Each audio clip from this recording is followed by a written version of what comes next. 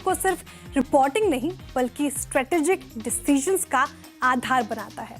आज हमारे साथ है Impacttree.ai की को फाउंडर राजश्री साईं, जिन्होंने AI, डेटा और सस्टेनेबिलिटी को जोड़कर कंपनियों के लिए बिल्कुल नया डिजिटल डिसीजन इंफ्रास्ट्रक्चर तैयार किया है। Rajeshri, hi, thank you for joining us and welcome on the show. Hi Shreya, really nice joining you today on the show. सबसे पहला सवाल राजश्री ये कि इजीली आसान भाषा में हमें बताएं कि इम्पैक्ट्री करती क्या है।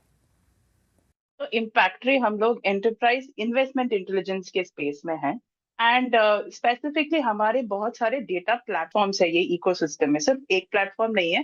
Companies typically what they come to us in multiple companies जो हमारे साथ अभी काम कर रहे हैं, when they start thinking of sustainability एक एंड गोल या रिपोर्टिंग के तौर पे ही ज्यादातर जाना जाता है सब जगह।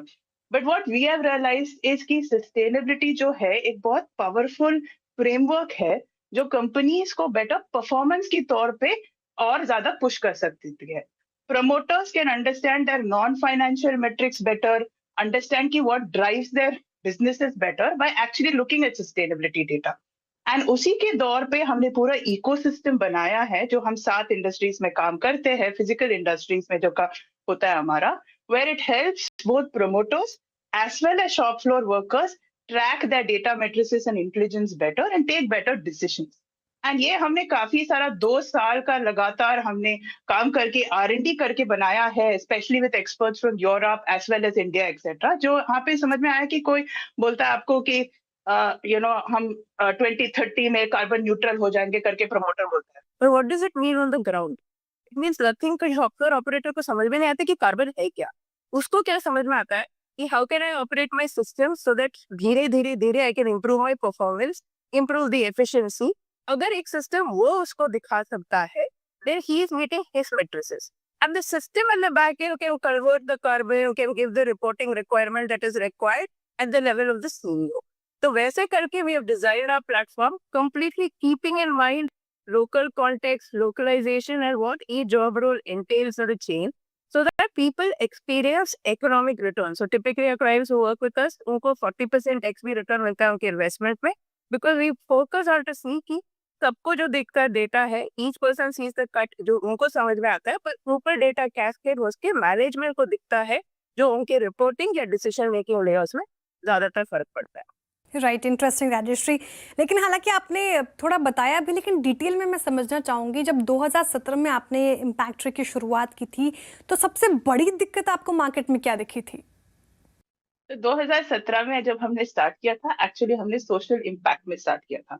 As a company we had worked a lot कि UNDP, USAID, यूनिसेफ, काफी सारे लार्ज स्केल प्रोग्राम्स जो इम्प्लीमेंट होते हैं across India, we were part of that channel जहाँ पे हमारे प्रोडक्ट्स ये डेटा ट्रैक करने में लगते थे। एंड इसमें हमने सबसे बड़ा एक गैप देखा था। जो डिस्ट्रिक्ट लेवल पे प्रोग्राम इम्प्लीमेंट करते हैं उनको तो सिस्टम समझ में नहीं आती है, एक्सेल समझ में नहीं आता है। एक्सेल तो हम दोनों को इस लेवल पे समझ में आता है, तो वो सिर्फ डेटा एंटर किए जाते हैं। एंड यूनाइटेड स्टेट्स और मुंबई में या जहाँ पे ये डेटा दिखता है, ये विलेज लेवल डेटा दिखता है, those decision makers look at the data and take a decision on a context they don't understand. तो जो गैप हमने देखा था, डेटा प्रोवाइडर एक है जिसको कॉन्टेक्स्ट समझ में आता है, डेटा और डिसीजन मेकर एक ऊपर है जो डिसीजन लेता है, पर जो डेटा एंट्री जब वो देखता है तो वो कॉन्टेक्स्ट छूट जाता है। So we started actually building a platform in 2017 to solve this niche problem. And काफी सारा we have worked with large brands like Bill and Melinda Gates Foundation, Jagriti, etc. in this space, even state governments, जहाँ पे अभी भी हमारा product use होता है to track this and to bridge this gap of decision making.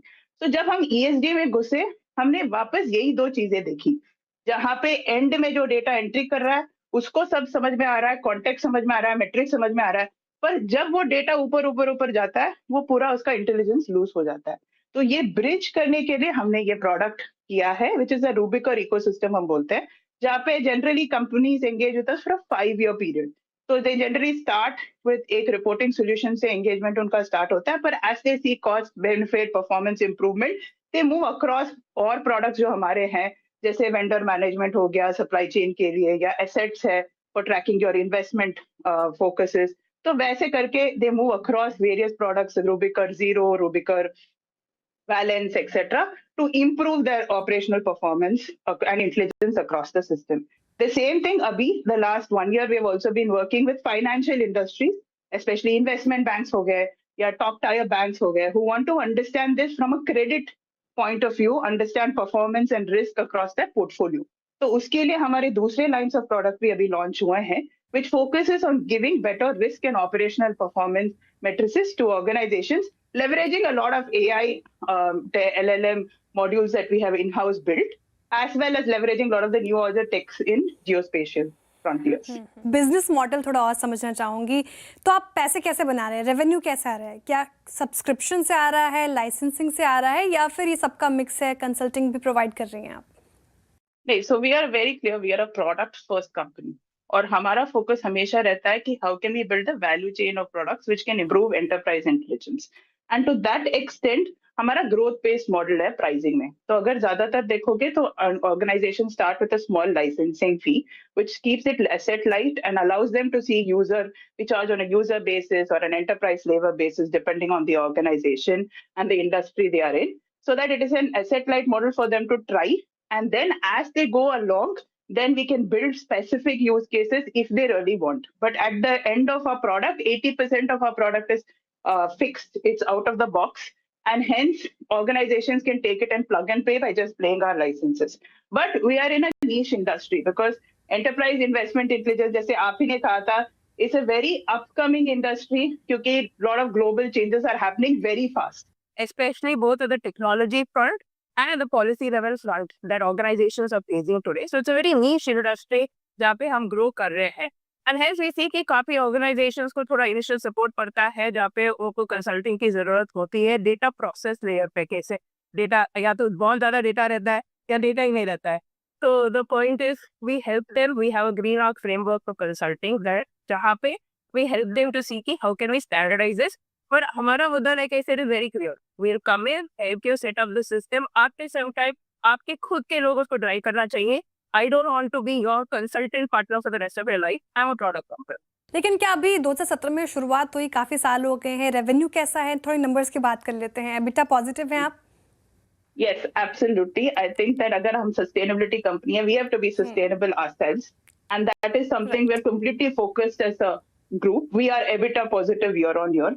Lot of the R&D that we have actually built in is co-built with our customers. ताकि right now a lot of AI tools are available जहाँ पे we can co-build products which are more sharper and fix the need very fast for customers. And hence our R&D is always focused at the bootstrap level. We have grown the company focusing very clearly on building proprietary technology, using tools and building better LLM models to drive better AI use cases in the future. And उस पे ज़्यादातर हमारा focus रहता है when we are looking at growth. And in terms of fundraise, we are going into a commercial fundraise in the next month or so.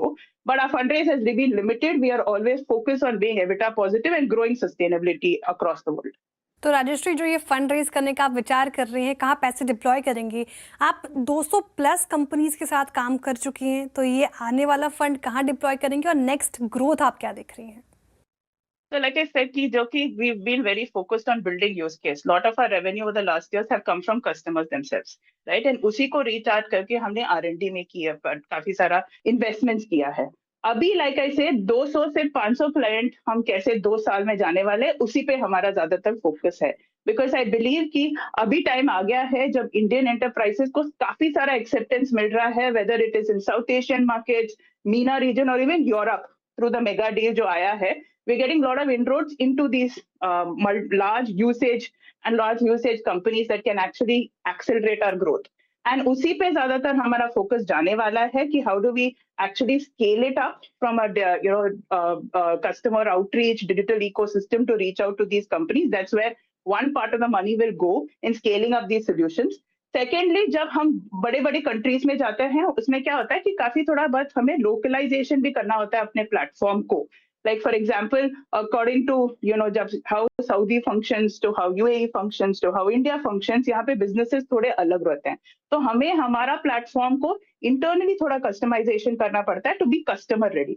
तो उस level पे R&D होगा, deployment के लिए पैसा जाएगा और LLMs के लिए थोड़ा पैसा जाएगा. So these are the 3 major areas we will spend the fundraise on.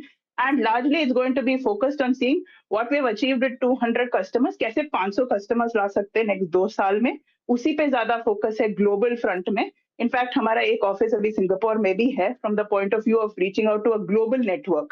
And we are building up a team even in Singapore as we speak. So taking us to that extent is what we are focusing the next level of growth in. तो राजश्री, फिर 2030 तक आप impact tree को कैसे देखती हैं? एक global data leader या फिर एक एआई पार्टनर या फिर पॉलिसी पार्टनर के तौर पर? So we are already within the top 15 companies globally who work in this space. And I'm very clear कि अगर आप हमारे offices में आओगे, तो we will say कि we want to be a company which has, goes into a particular level of market cap and listing by the 2030, hopefully. And that is something we're very, very committed with, because as a promoter, we want to build a company that goes beyond us and continues to grow and lead companies across a new frontier of performance improvement and management. उसी पे ज़्यादा focus है. Having said that, we're very clear we want to be the top 5 companies known in the space of enterprise investment intelligence. And in that extent, we are growing the global brand to achieve that in the by 2030. And that's going to be a core focus. We will remain product-led, where we will focus on not saying that we are an AI platform, and we grow that from a point of view of better intelligence suites, whether it is from primary sources, geospatial data, or it is secondary sources of data. We are working across all streams to bring better context into our models. And specifically, if you look at it, that is the focus with which we are growing when we look at. In terms of policy intervention, yes, companies like us, we are going through a lot of industrial data at a very rapid pace that our models continuously study. So some of our intervention goes in advising policymakers and try to give them the context to see how industries are growing and what are the challenges. But at the end, we are very clear we're a platform company that will continue to be the main route. Okay, platform company के तौर पर आप काम करना चाहेंगे. बहुत शुक्रिया राजश्री आज हमारे साथ जुड़ने के लिए. That was such a wonderful conversation with you. Thank you for joining us today. Thank you, Shreya. चलिए, हाँ, आज का ये शो आपको कैसा लगा हमें ज़रूर बताएं और आपके फीडबैक हमें पोस्ट करें CNBC आवाज़ के सोशल मीडिया प्लेटफॉर्म्स पर या हमें ईमेल करें ae@nw18.com पर. अगले हफ्ते फिर मुलाकात होगी कुछ नई बिजनेस आइडियाज़ के साथ. तब तक के लिए मुझे दीजिए इजाज़त और देखते रहिए CNBC आवाज़.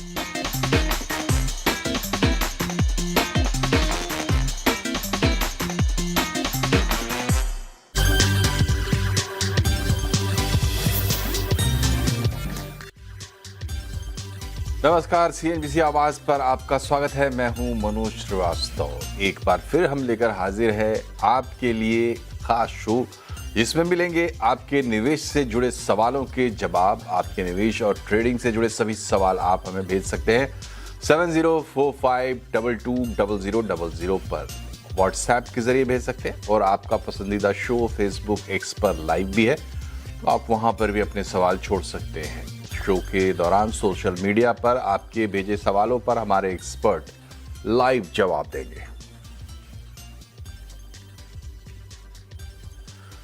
और आज हमारे साथ जो मेहमान हैं उनसे आपका परिचय कराते हैं. प्रॉफिट मार्ट सिक्योरिटीज के रिसर्च हेड आशीष बहेती साहब हमारे साथ हैं. आशीष जी, बहुत बहुत स्वागत है आपका.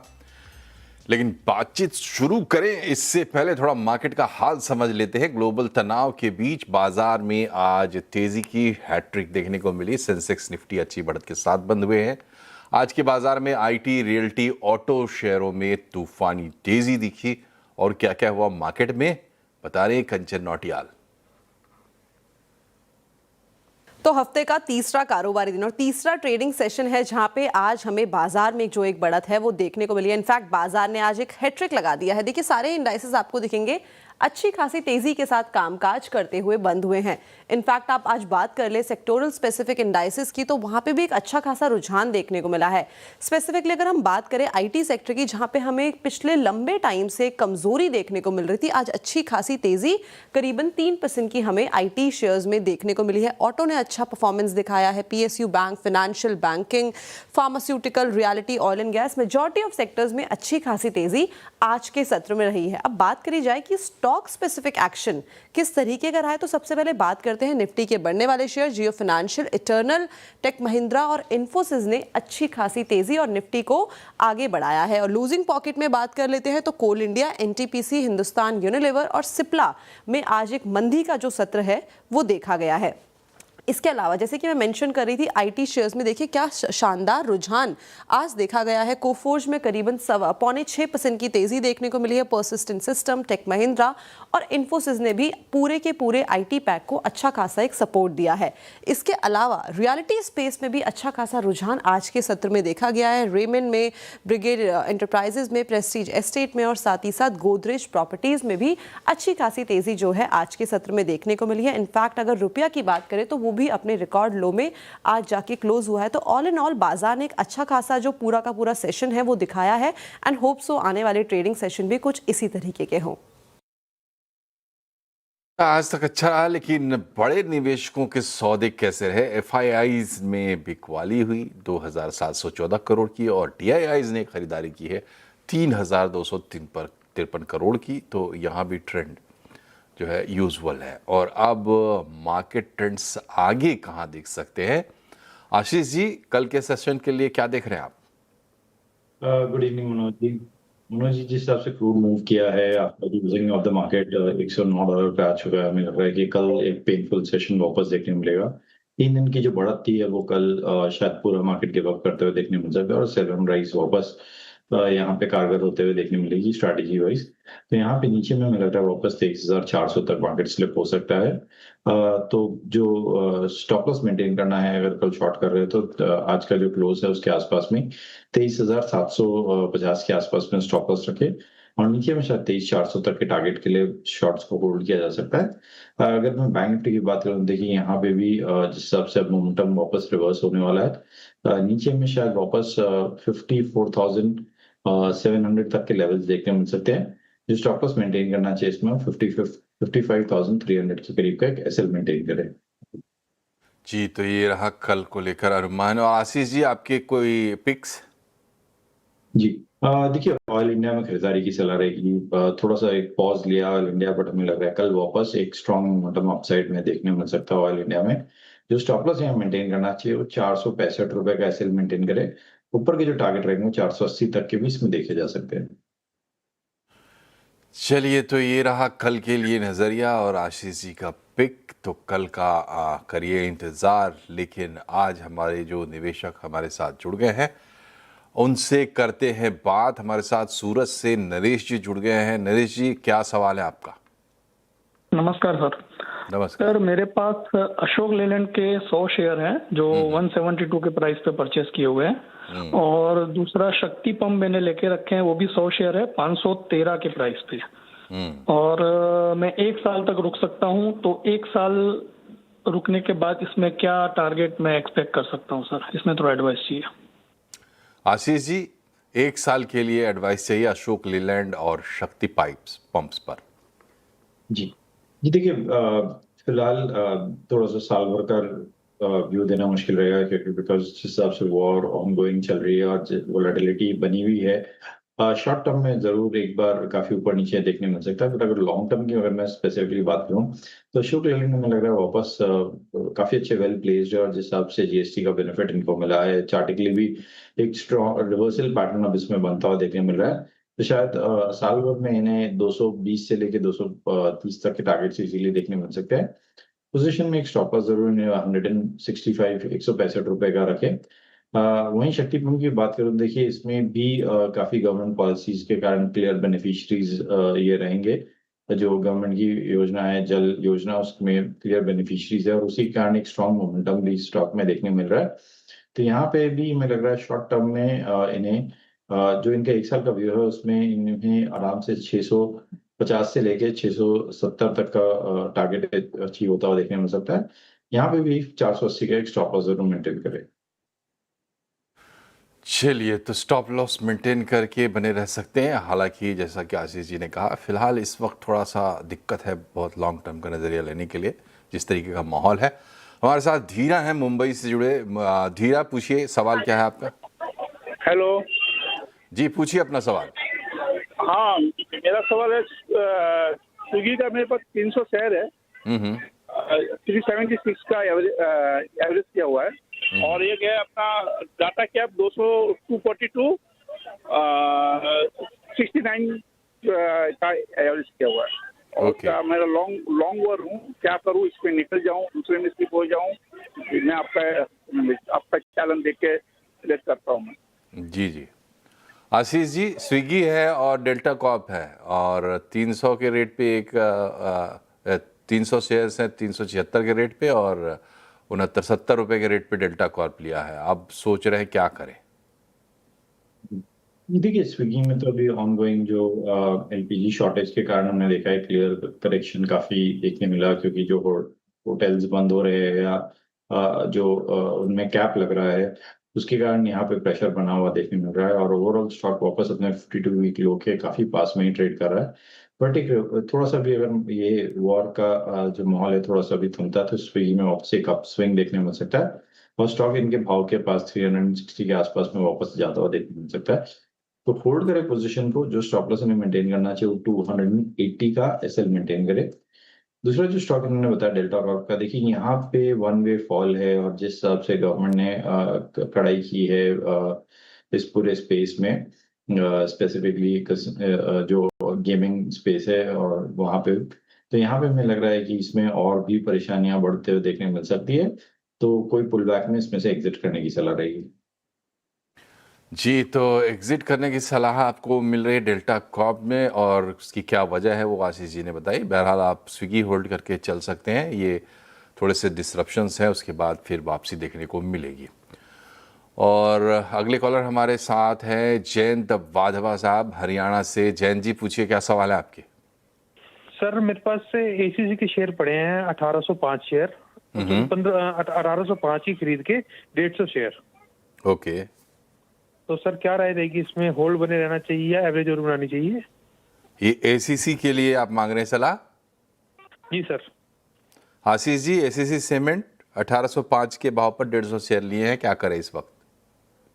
जी देखिए, काफी पेन है एसीसी में और जिस हिसाब से अगर आप चार्ट टेक्निकली में अगर देखूं तो 2020 अक्टूबर के लेवल्स पे स्टॉक वापस आ चुका है, तो इसके ऑलमोस्ट आप 5.5-6 साल के लोज पे स्टॉक अभी ट्रेड कर रहा है। तो यहाँ पे मुझे लग रहा है पुल बैक ड्यू है, क्योंकि ओवर स्ट्रेच्ड जोन में जा चुका है ये स्टॉक। शायद ये जो एसीसी अंबुजा के मर्जर के रिलेटेड भी इसमें इतनी गिरावट देखने मिल सकती है, बट हमें लग रहा है कि बाउंस बैक यहाँ पे इजीली देखा जा सकता है, जो कि इसे 1600 तक का वापस जोन दिखा सकता है। तो होल्ड करे इस पोजीशन को, जो स्टॉप लॉस इन्हें मेंटेन करना चाहिए, 1350 का एसएल मेंटेन करें।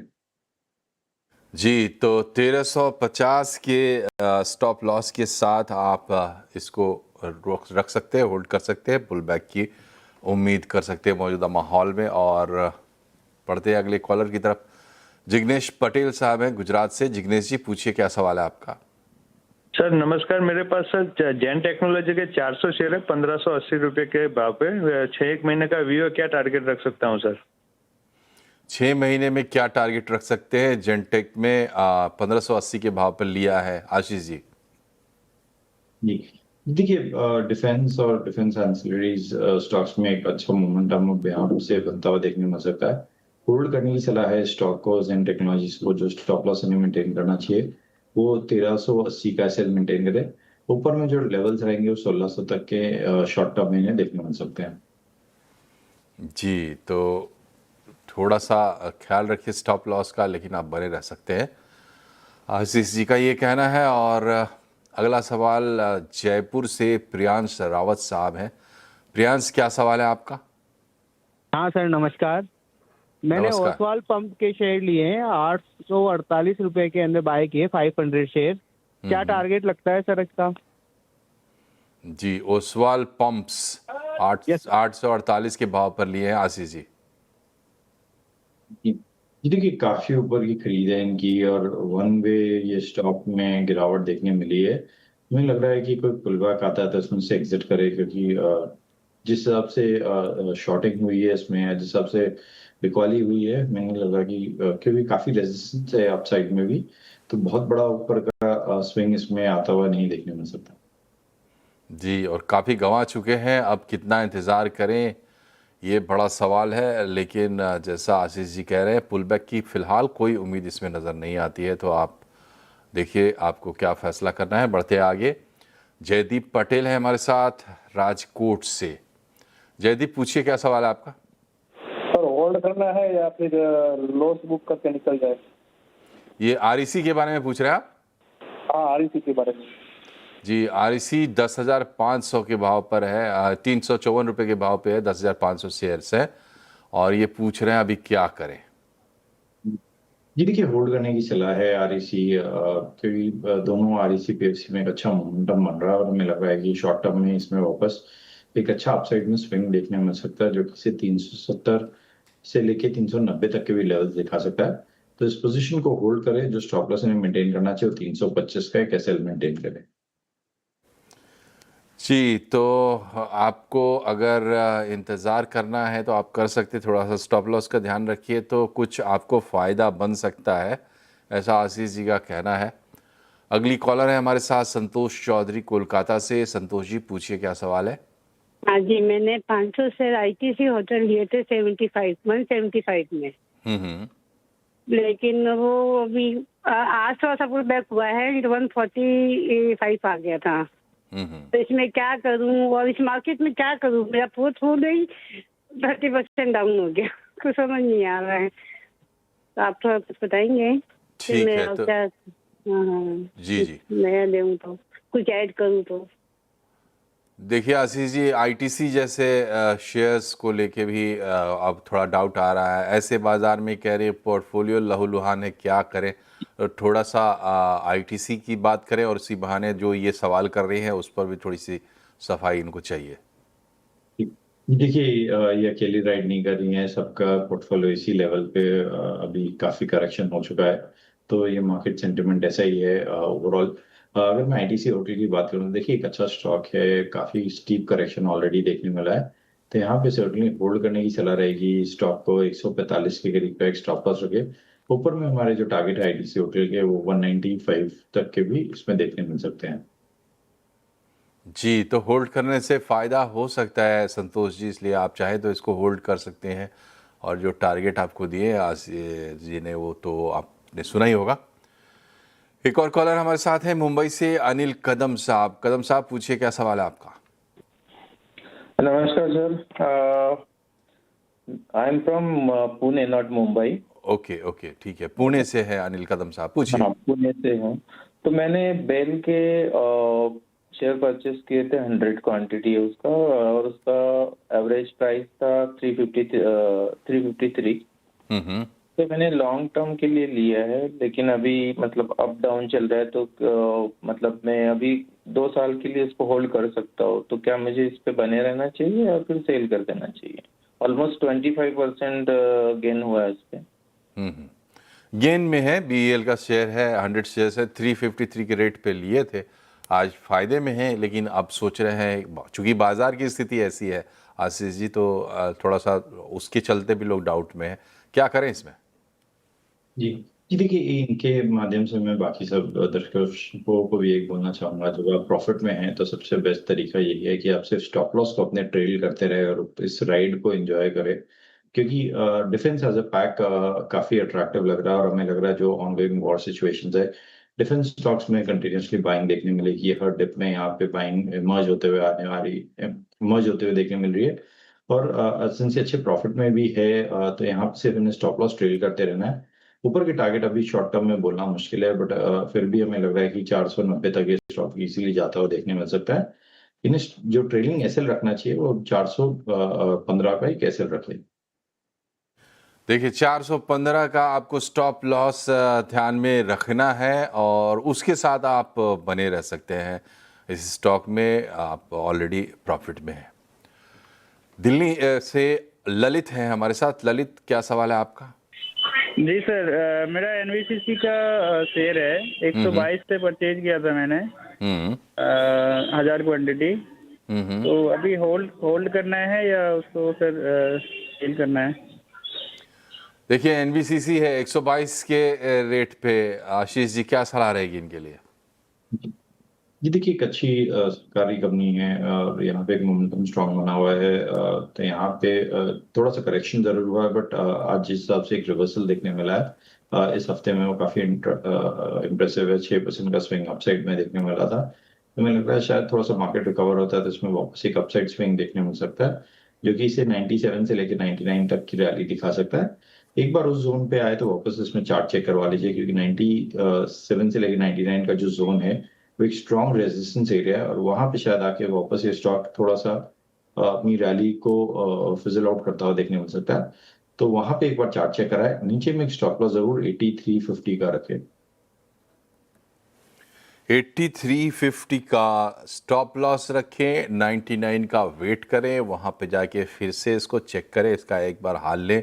थोड़ी सी उलझी हुई बात है, लेकिन आपको रास्ता उसी से मिल सकता है, क्योंकि फ़िलहाल तो आप लॉस में हैं, तो लॉस कम हो सकता है या फिर आप प्रॉफिट में भी जा सकते हैं। हालात बहुत तेज़ी से बदल रहे हैं। यहाँ पे एक छोटे से ब्रेक के लिए हम रुकते हैं। क्वेरीज हमारे पास और भी हैं।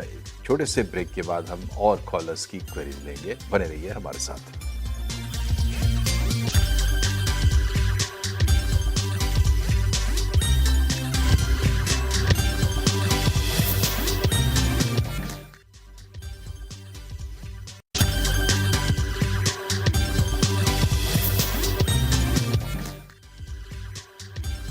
ब्रेक के बाद एक बार फिर से आपका स्वागत है। हम आंसर कर रहे हैं अपने दर्शकों की क्वेरीज, जहां पे और इस माहौल में जब बाज़ार और पूरी दुनिया जिस उथल पुथल से गुजर रही है, बहुत अहम है कि आप अपने फैसले बहुत सोच समझ के करें। हमारे पास अगली क्वेरी है पठानकोट से नितिन की। नितिन, पूछिए, क्या सवाल है आपका? सर, मेरे पास 202 शेयर्स हैं इन्फोसिस के @1648 एंड 118 शेयर्स हैं कोचीन शिपयार्ड के @1630। जी ठीक है। आशीष जी, कोचीन शिपयार्ड है इनके पास और इन्फोसिस है, तो क्या करना है?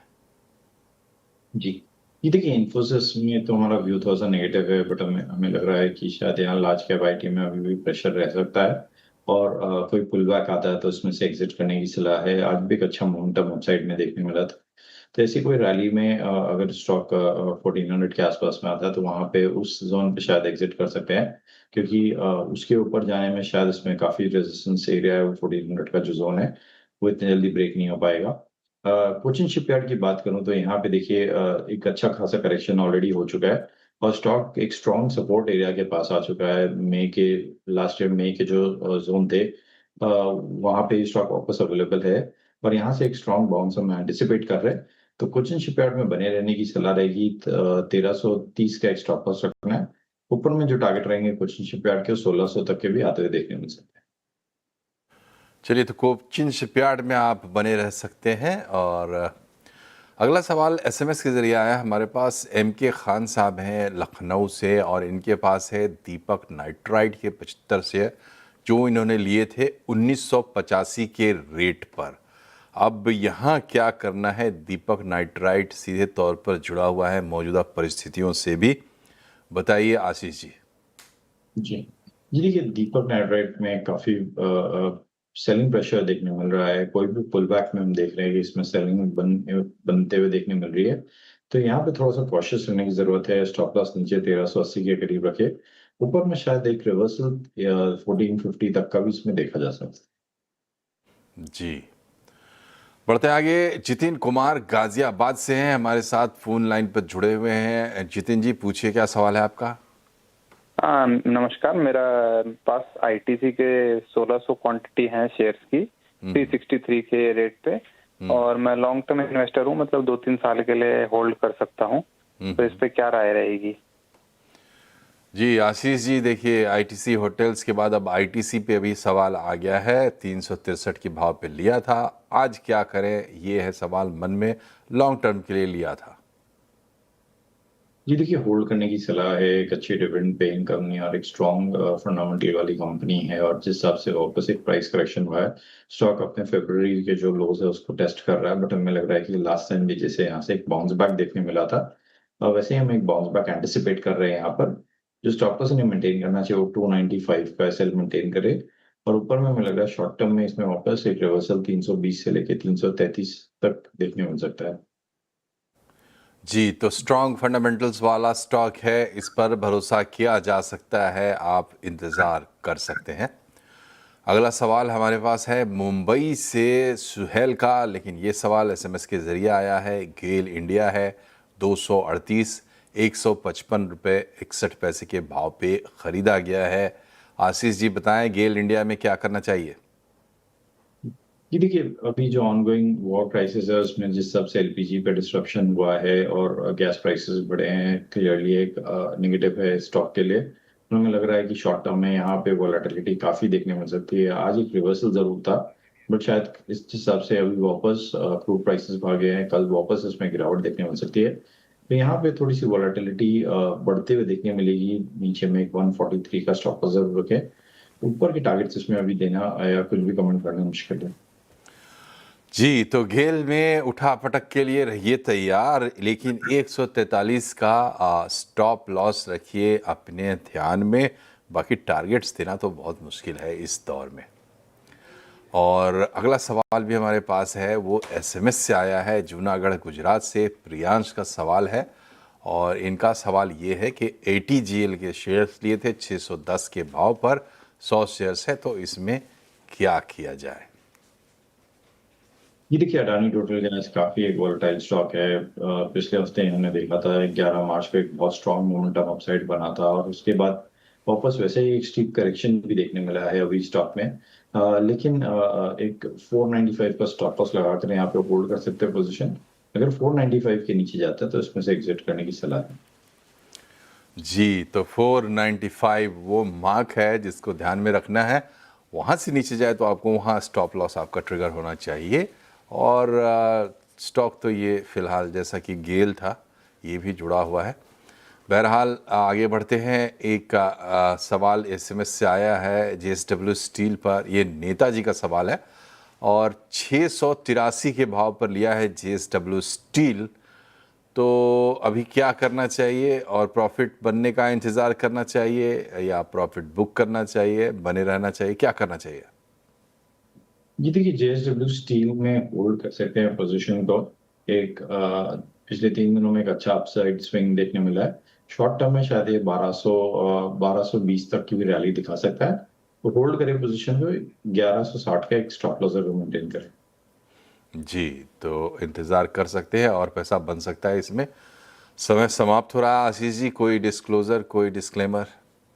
जी देखिए, इनमें से जितने स्टॉक्स हमने डिस्कस किया, किसी में भी हमारी ट्रेडिंग पोजीशन नहीं है। निफ्टी बैंक निफ्टी में जरूर हमारी ट्रेडिंग पोजीशन रहती है। चलिए, तो बहुत बहुत शुक्रिया आपका आशीष जी हमसे जुड़ने के लिए और हमारे व्यूवर्स के सवालों का जवाब देने के लिए। तो कार्यक्रम में फिलहाल इतना ही। यहाँ खबरों का सिलसिला लगातार जारी रहेगा। आप बने रहिए CNBC आवाज़ पर, लेकिन मुझे दीजिए इजाज़त। नमस्कार।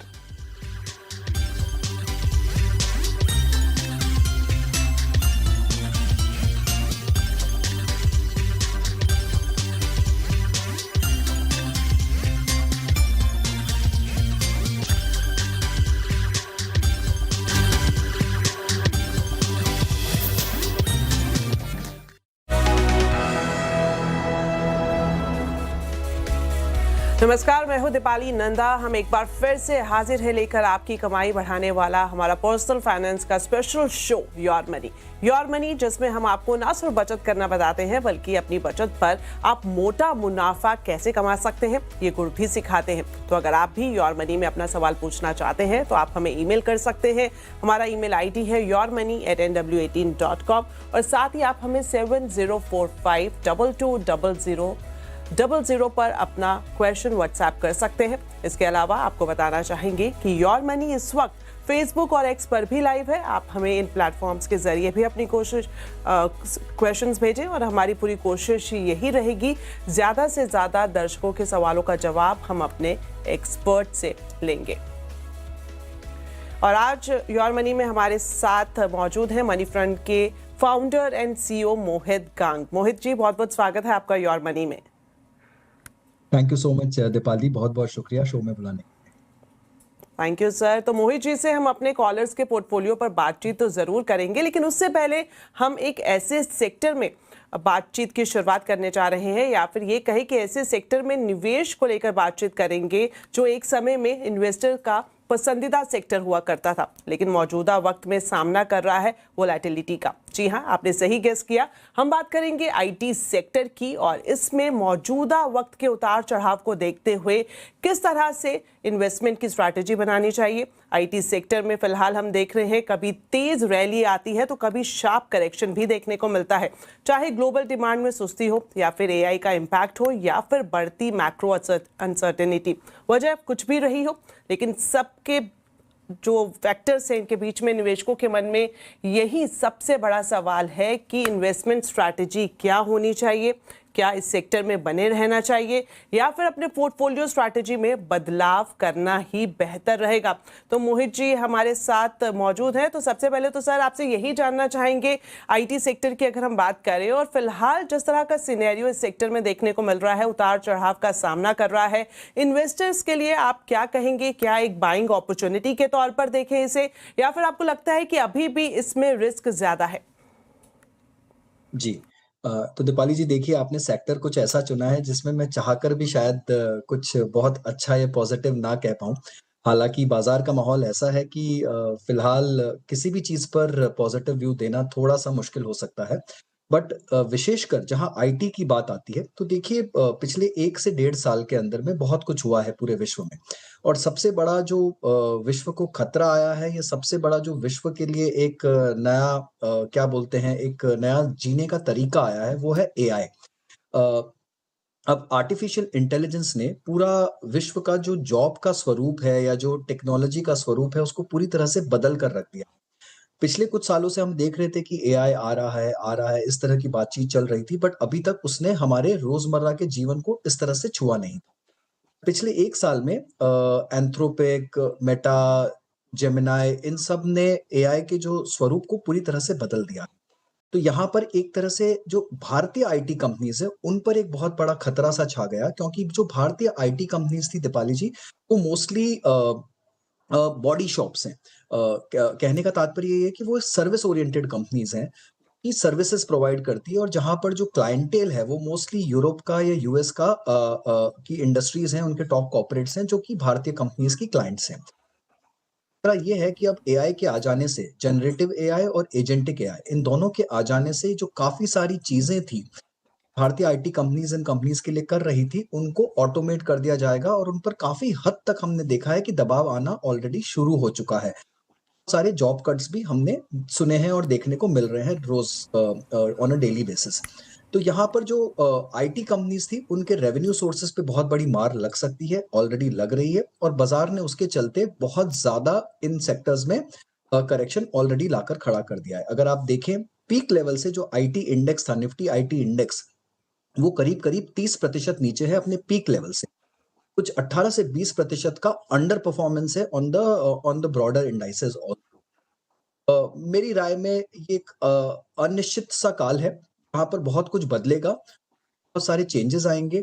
बढ़ते हुए इंटरेस्ट रेट की वजह से भी आईटी कंपनीज को थोड़ा सा नुकसान होता है, बिकॉज अगर यूएस कॉर्पोरेट्स आपको नया ऑर्डर ना दे पाए, उनकी बैलेंस शीट पे मुश्किलें आती है, उनका प्रॉफिट एंड लॉस स्टेटमेंट्स में उनको ज्यादा इंटरेस्ट देना पड़ता है, तो उनके आईटी ऑर्डर्स कम हो जाते हैं।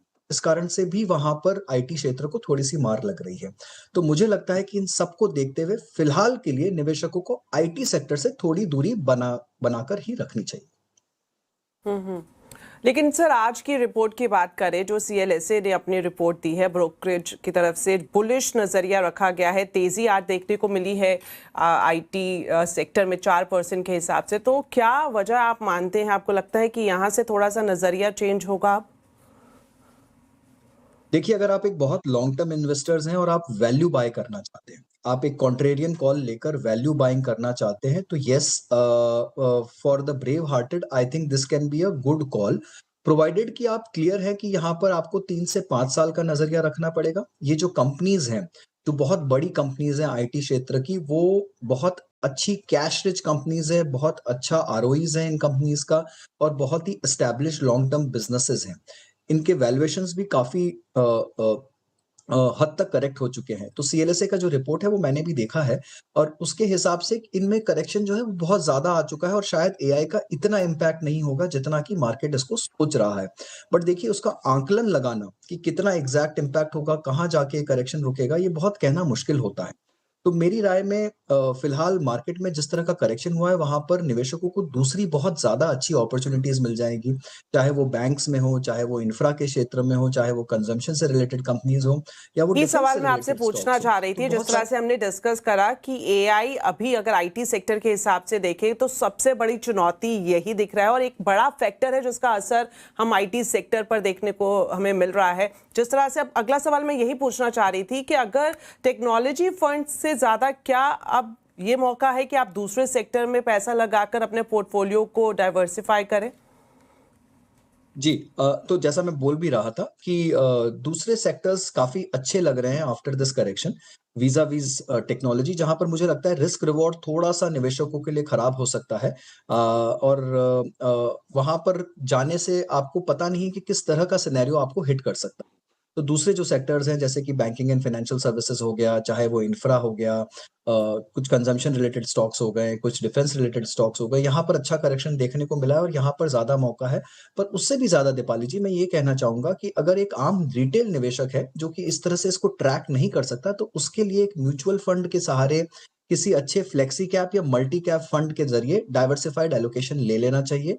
क्योंकि यहाँ पर जो फंड मैनेजर है, वो प्रोफेशनली सारे सेक्टर्स को ट्रैक कर रहे हैं।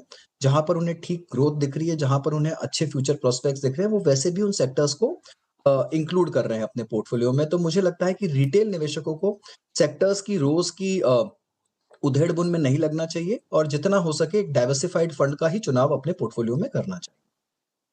ऑलराइट सर, इसी से जुड़ा सवाल कि आपने इन्वेस्टमेंट की सलाह दी, खासतौर पर जो हमारे रिटेल निवेशक है, तो उनके लिए कौन सा सोर्स रहेगा? क्या वो सिप के जरिए आगे बढ़े या फिर आपको लगता है कि अभी लमसम निवेश करना ज़्यादा फायदेमंद रहेगा? और साथ ही साथ ये भी जानना चाहेंगे कुछ इस तरह की स्ट्रैटेजी जिससे कि वो रिस्क को भी कंट्रोल कर सके और लंबे समय में अच्छा रिटर्न पा सके। देखिए, जिस तरह का माहौल है, वैश्विक अनिश्चितता जो बनी हुई है, उसको चलते हुए मुझे लगता है कि एसआईपी ये ज़्यादा अच्छा ज़रिया है। आप 3 से 6 महीने, मैं बहुत बड़ी एसआईपी की ड्यूरेशन की बात नहीं कर रहा हूँ यहाँ पर, बिकॉज़ मुझे लगता है अगले 3 से 6 महीने में हमको काफ़ी स्टेबिलिटी मिल जाएगी। तो अगले 3 से 6 महीने आप थोड़ा-सा स्टैगर्ड तरीके से अपने निवेश को कर दीजिए। चाहे वो कोई भी डाइवर्सिफाइड फंड हो, यहाँ से मुझे लगता है बहुत अच्छे रिटर्न्स मिलने की संभावना है निवेशकों को। लमसम उन्हीं के लिए है जो कि और थोड़ी-सी मार झेल सकते हैं और जिनकी अवधि बहुत लंबे समय की है। अगर आप 10-15% वोलैटिलिटी से घबराते नहीं हैं, आप ओके हैं और आपके पास 5 साल से लंबा दायरा है, तो येस, बेझिझक होकर थोड़ा-सा लमसम भी कर सकते हैं, बहुत ही अट्रैक्टिव लेवल्स हैं। बट एक आम रिटेल निवेशक के लिए मुझे लगता है अभी भी एसआईपी का ज़रिया ही बेहतर रहेगा। All right sir, thank you so much. काफ़ी सरल भाषा में आपने बताया कि फिलहाल जिस तरह की स्थिति से जूझ रहा है आईटी सेक्टर, इसमें निवेशकों के लिए सही रणनीति क्या रहेगी। और सर, अब हमारे साथ कॉलर जुड़ना शुरू हो गए हैं, उनका पोर्टफोलियो पर आपसे बातचीत शुरू करेंगे। हमारे साथ पहले कॉलर जुड़ रहे हैं ओम प्रकाश जी हैदराबाद से। सर, बहुत बहुत स्वागत है आपका योर मनी में, पूछिए अपना सवाल। हेलो, नमस्कार जी। जी हेलो सर, बताएं अपना सवाल, क्या पूछना चाह रहे हैं आप? पोर्टफोलियो से जुड़ी हुई आपकी क्या क्वेरी है, बताएं। हमारे यहाँ मंथली एसआईपी चल रहा है अभी। ICICI value discovery fund 3000, Motilal Oswal mid cap 1500, Nippon India small cap 1500, Parag Parikh flexi cap 3000, your BlackRock mid cap 1500। हमारा पोर्टफोलियो कैसे ग्रोथ हो ना एट द एज ऑफ 50 और जानना चाहता हूँ मैं। ऑल राइट, तो मोहित जी, अगर ओम प्रकाश जी के पोर्टफोलियो पर नजर डालें तो अभी इनकी उम्र की बात करें, 36 साल इनकी उम्र है और ये मंथली सिप कर रहे हैं 10,500 की। और अच्छी बात यह है कि सालाना स्टेप अप भी करना चाहते हैं 20% के आसपास। और इन्होंने जो लक्ष्य रखा है वो 14 साल में 5 लाख का लक्ष्य रखा है। और क्या कुछ इनके फंड एलोकेशन है, इसकी जानकारी आपके पास मौजूद है, तो आपकी तरफ से क्या राय रहेगी इनके लिए? जी, तो ओम प्रकाश जी, सबसे पहले आपके लक्ष्य की बात करते हैं। आई थिंक आप 10,500 रुपए का मासिक एसआईपी कर रहे हैं। अगर मैं यहाँ पर 12% की दर अज्यूम करूं, करीब करीब और उसमें मैं 20% का स्टेप अप भी लगा दूं तो करीब करीब 1.25 करोड़ के आसपास की रकम आप जुटा लेंगे। मुझे लगता है कि आपका लक्ष्य 5 करोड़ का था जो मेरे पास क्वेरी आई है, तो मैं 5 करोड़ के लक्ष्य के हिसाब से ही आपको कैलकुलेशन बताऊंगा। तो अगर आपको 5 करोड़ का लक्ष्य जुटाना है अगले 14 साल में, जो कि थोड़ा बड़ा लक्ष्य है, तो यहाँ पर आपको अपने टेनर को 14 साल से बढ़ाकर 20 करना होगा, क्योंकि ये लक्ष्य इतना आसान नहीं है। पहले तो आप अपने टेनर को बढ़ा लीजिए, और अगर आप टेनर नहीं बढ़ा सकते हैं, आपका रिटायरमेंट का एज तय है, तब फिर आपको अपना जो एनुअल स्टेप अप है उसे बढ़ाकर 40% करना पड़ेगा, जो कि मुझे लगता है थोड़ा स्टीप हो सकता है। बट अगर आप वो मैनेज कर सकते हैं तो डेफिनेटली आप 5 करोड़ का लक्ष्य हासिल कर लेंगे। यहाँ पर मैंने 12% की रेट अज्यूम करी है। जहां तक आपके पोर्टफोलियो का सवाल है ओम प्रकाश जी, देखिए आपका पोर्टफोलियो जो है थोड़ा सा mid small cap heavy portfolio है। आपने कोई भी लार्ज कैप फंड नहीं ले रखा, कोई भी फ्लेक्सी कैप या मल्टी कैप भी नहीं है। आपको थोड़ा सा लार्ज कैप एलोकेशन सिर्फ डिस्कवरी फंड के थ्रू मिल रहा है। Discovery is a value based fund, थोड़ा सा कॉन्ट्रेरियन स्टाइल भी रहता है उसमें, अंडर वैल्यूड सेक्टर्स में इन्वेस्ट करता है, तो फंड तो काफी अच्छा है। बट मुझे लगता है कि आपको अपने पोर्टफोलियो में एक अच्छे लार्ज कैप या फ्लेक्सी कैप फंड को शामिल करना चाहिए। जब भी आप अपना एलोकेशन बढ़ाएं, किसी एक अच्छे लार्ज कैप फंड या अच्छे फ्लेक्सी कैप फंड को अपने पोर्टफोलियो में शामिल करिए।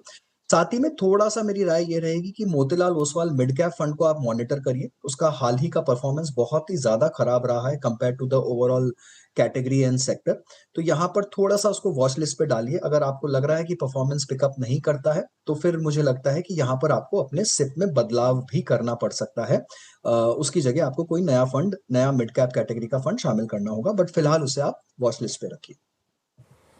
ऑलराइट, तो लक्ष्य हासिल करने के लिए पोर्टफोलियो में क्या कुछ बदलाव करने की जरूरत है, ये राय मोहित जी ने आपको दे दी। बढ़ते हैं आगे, अब हमारे साथ कुरुक्षेत्र से रविंद्र नाथ जी जुड़ गए हैं। सर बहुत बहुत स्वागत है आपका योर मनी में, पूछिए अपना सवाल।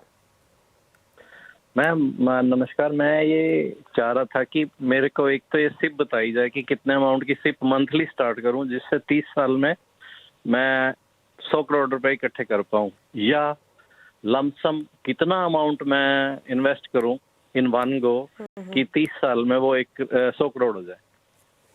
रविंदर जी आपकी उम्र कितनी है अभी? 68 साल, मतलब आप 68 साल के हैं और आप 30 साल में 100 करोड़ का लक्ष्य हासिल करना चाहते हैं, और आपने अभी शुरुआत भी नहीं करी है निवेश की मेरे हिसाब से। नहीं, शुरुआत करी तो हुई है, पर मैं actually I want to do it for my grandson. तो अगर मेरे को आप लमसम कहोगे, मैं लमसम भी कर दूंगा, सो दैट वो जब 30-32 साल का हो तो उसके पास 100 करोड़ होने चाहिए।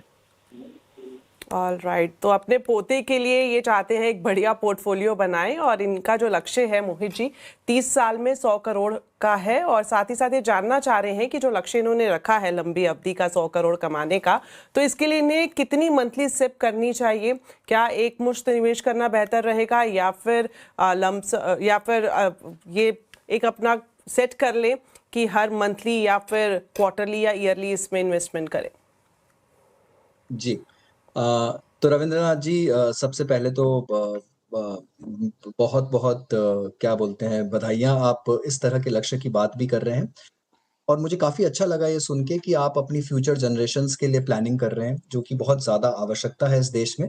हालांकि आई एम श्योर आपके बेटे, आपके पोते उस काबिल बनेंगे कि अपने आप से बहुत बड़ा लक्ष्य या बहुत बड़ा टारगेट अपने लिए खड़ा कर पाए, बट विच वेज प्लानिंग ही सब कुछ है। अगर आप अभी से प्लान कर रहे हैं तो डेफिनेटली आप उनके लिए एक बहुत बड़ा, बहुत अच्छा कॉर्पस इकट्ठा कर पाएंगे। 100 करोड़ के लिए 30 साल का अगर आप SIP करते हैं, आपको 3.5 लाख का SIP पर मंथ करना होगा। यहाँ पर मैंने 12% की रेट अज्यूम करी है। 30 साल की अवधि बहुत लंबी है, हालांकि कोई भी रेट यहाँ पर अज्यूम करना थोड़ा सा क्या बोलते हैं सही नहीं होगा, बट फिर भी आप 12% की रेट ले सकते हैं कि लॉन्ग टर्म ग्रोथ रेट हो सकता है इंडियन मार्केट्स की 12% पे रहे। आपको और कंजर्वेटिव करना है तो उसे थोड़ा और कम कर सकते हैं, उससे ज्यादा नहीं कर सकते, बिकॉज जैसे जैसे इकोनॉमी मैच्योर होती जाएगी आपके rate of returns, rate of growth, inflation सब कुछ कम होता जाएगा इकोनॉमी में। तो यहाँ पर 12% की रेट ठीक है, और 3.5 लाख की अगर मैं बात करूं तो करीब करीब 107 करोड़ का कॉर्पस 30 साल में जमा होता है। यहाँ पर आप चाहें तो 75,000 की SIP करके 15% का अगर उसमें स्टेप अप लगाएं, भी आप 115 करोड़ के कॉर्पस पर पहुंच जाएंगे कुछ 30 साल के अंदर में। आपने बात की लमसम की भी, अगर आप लमसम करके इस निवेश पे पहुंचना चाहते हैं तो करीब 3.5 से 4 करोड़ रुपए की रकम अगर आप अभी लमसम में लगाते हैं एकमुश्त मार्केट में, तो 30 साल में 100 करोड़ के आंकड़े को आप छू लेंगे। देखिए, इसका एक बहुत सिंपल सा मैं आपको थंब रूल देता हूँ इन्वेस्टमेंट का, इसे रूल ऑफ 72 कहते हैं। अगर मैं 12% की रेट अज्यूम करूं तो 6 साल में 72 डिवाइडेड बाय 12 6 साल में आपकी रकम डबल होती है, राइट? तो आपका जो 4 करोड़ लगाया हुआ है वो 6 साल में 8 हो जाएगा, और अगले 6 साल में वो 16 हो जाएगा, और उसके 6 साल में वो 32 हो जाएगा, एंड ऐसे। तो आप इस तरह से रूल ऑफ 72 लगाकर किसी भी फाइनेंशियल क्वेरी को या किसी भी आकलन को क्विकली कर सकते हैं। तो आप वो रूल ऑफ 72 लगाएं, आप जिस तरह की रकम लगाना चाहते हैं और जिस तरह का रेट ऑफ रिटर्न अज्यूम करना चाहते हैं, उसका आप मेंटल मैथ करके क्विकली निकाल सकते हैं कि आप कितनी रकम जुटा पाएंगे। तो बहुत बहुत शुभकामनाएं आपको आपके इस गोल के लिए, एंड बधाई हो इस तरह का लक्ष्य रखने के लिए। टीम बता दीजिए। तो जिस तरह से मोहित जी चलिए, तो जिस तरह से आपको सलाह दी गई मोहित जी की तरफ से, अगर आप लमसम इन्वेस्टमेंट करना चाहते हैं तो आपको 3.5 से 4 करोड़ का अमाउंट चाहिए होगा, और साथ ही साथ सिप के जरिए कैसे आप अपने लक्ष्य तक पहुंच सकते हैं, ये भी स्ट्रैटेजी मोहित जी की तरफ से आपको बताई गई है। तो मोहित जी, फिलहाल वक्त एक छोटे से ब्रेक का है, आप हमारे साथ बने रहें। ब्रेक के बाद भी हम आपके साथ बातचीत जारी रखेंगे दर्शकों के पोर्टफोलियो पर। फिलहाल के लिए छोटा सा ब्रेक।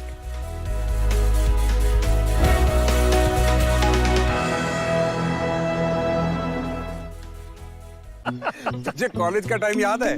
अरे कॉलेज की यादें छोड़िए, कितनी बातें भूल गया हूँ। तब का बैंक अकाउंट भी याद नहीं है। बैंक अकाउंट पुराना हो तो पता चल सकता है। कहाँ से पता चलेगा? उद्गम से। आरबीआई के उद्गम पोर्टल पे रजिस्टर करके लॉगिन करें और अपने डिटेल्स डालकर 10 साल या उससे पुराने निष्क्रिय खातों को सर्च करें। बैंक से संपर्क करके खाता सक्रिय बनाओ। ये तो बहुत आसान है यार। तो आज की चाय तेरी तरफ से। आरबीआई कहता है जानकार बनिए, सतर्क रहिए। MCX IPF प्रस्तुत करता है व्यापार का ज्ञानी साधु। मुझे एक ऐसे ग्रुप में जोड़ा गया है जहां ट्रेडिंग टिप्स और बड़े मुनाफे के स्क्रीनशॉट्स शेयर होते हैं। अब मेरे अमीर बनने का समय आ गया है। स्क्रीनशॉट नकली हो सकते हैं, मुनाफा भी। उन्होंने कहा सब असली है। बड़ा मुनाफा पाने के लिए मैंने तुरंत निवेश कर दिया। जल्दबाजी मत करो, सही मुनाफा समय लेकर जांचने से खत्म नहीं होता। मेरा खाना गायब हो गया, और चाहिए। कुछ दिन बाद मैंने आपकी बात नहीं मानी, मेरा बहुत सारा पैसा डूब गया। जांच के लिए रुकने से गलतियों से बचा जा सकता है। क्या आप जानते हैं, ट्रेडिंग टिप्स और तुरंत निवेश के दबाव वाले ग्रुप्स अक्सर स्कैम से जुड़े होते हैं। असली मौके दबाव का उपयोग नहीं करते। ट्रेड करने से पहले सोचें। Multi commodity exchange investor protection fund द्वारा जनहित में जारी। हाँ, लिख लीजिए 45624592357242। पापा ने तो 14 डिजिट का मोबाइल नंबर दे दिया। ये मोबाइल नंबर नहीं, CKYC नंबर है। उससे क्या होता है? ये नया बैंक अकाउंट खोलने या पुराने अकाउंट को री-KYC करने के काम आता है। और ये मिलता कैसे है? ये CKYC पोर्टल से या अपने बैंक से या फिर मोबाइल नंबर से इस नंबर पर मिस्ड कॉल देके पा सकते हैं। CKYC नंबर से बार बार KYC डॉक्यूमेंट्स देने की जरूरत नहीं। समझी जाए? आरबीआई कहता है जानकार बनिए, सतर्क रहिए।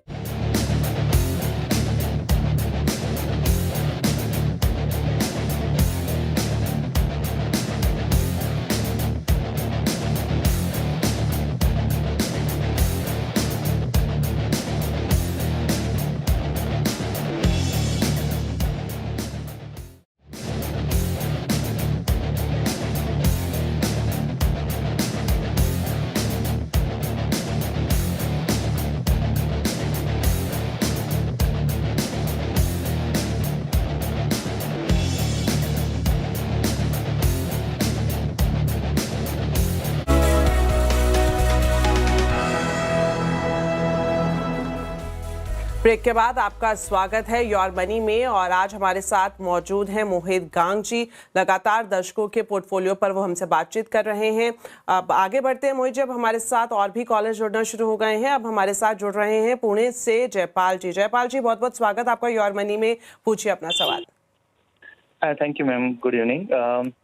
तो मैंने अपना पोर्टफोलियो शेयर कर दिया है। इसमें पोर्टफोलियो मेरे कुछ कंसर्न्स हैं सॉर्ट ऑफ, क्योंकि मेरा जो प्लान है वो थोड़ा लॉन्ग टर्म है, but as per the market conditions मैं सोच रहा हूँ कि मैं 10 years की अर्निंग करूंगा, then I will stop SIP if something goes wrong. But मेरा अर्निंग जैसे चलता रहेगा वैसे मैं SIP करता रहूंगा और बढ़ाता भी रहूंगा। बट मेरे पोर्टफोलियो पे मुझे प्लस फर्स्ट मेरा जो टारगेट मैंने दिए हैं वो टारगेट है, प्लस मुझे पोर्टफोलियो पे रिव्यू भी लेना है, बिकॉज मेरे पोर्टफोलियो में क्या हुआ ना, 2 साल से मार्केट कंडीशन भी खराब है। बट कुछ फंड जो मेरे रेटिंग जैसे मिरार है, लार्ज एंड मिड कैप है, DSP large and mid cap fund है, उनका परफॉर्मेंस बहुत ही खराब आया है। तो मैंने क्या करा, जो अमाउंट था वो मैंने डिस्ट्रीब्यूट कर दिया है 10 फंड्स में। प्लस मेरे पास कुछ ELS फंड था जो मुझे चाहिए नहीं, तो मैंने उसमें SIP स्टॉप कर दिया है। तो वो अमाउंट कहाँ मूव करना है, और इसके अलावा भी कुछ रीबैलेंसिंग करना है कि भाई यहाँ का पैसा यहाँ डालना है, या कुछ पैसा इसमें डुप्लीकेट हो रहा है तो यहाँ इसमें डाल दो फॉर बेटर रिटर्न। ऑलराइट, सो या ऑलराइट। तो बहुत अच्छा आपका पोर्टफोलियो फिलहाल की बात करें तो